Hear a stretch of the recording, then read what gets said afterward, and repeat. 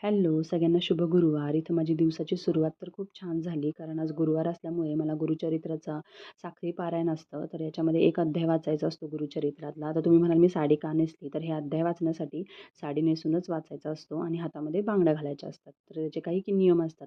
अशा प्रकारे मी इथं बसून शांत चित्ताने माझं सगळं वाचन वगैरे करून घेतलं. दुपारी थोडा वेळ मिळाला, तर त्याच्यामध्ये मी माझं लेखी नामस्मरण पण करून घेतलं. इथेपर्यंत दिवस खूप छान गेला. नंतर झालं असं की दुपारी गेली लाईट. जी 2 वाजल्यापासून गेली ती आलीच नाही लवकर.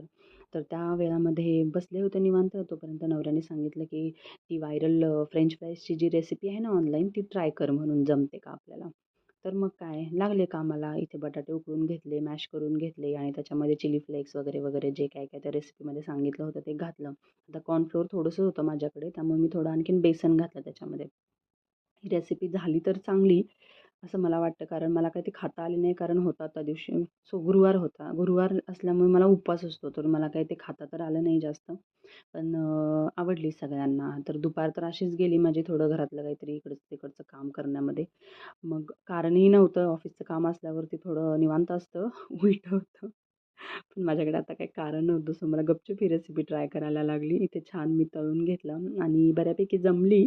तुम्हाला जर ह्याचा फुल व्हिडिओ हवा असेल रेसिपीचा, तर मी आणखीन एकदा करेल आणि तुम्हाला नक्कीच दाखवेल. तर हे बघा ही रेसिपी आणि नंतर दिवसाचा शेवट झाला तो सूर्योदय बघून. Thanks for watching. बाय.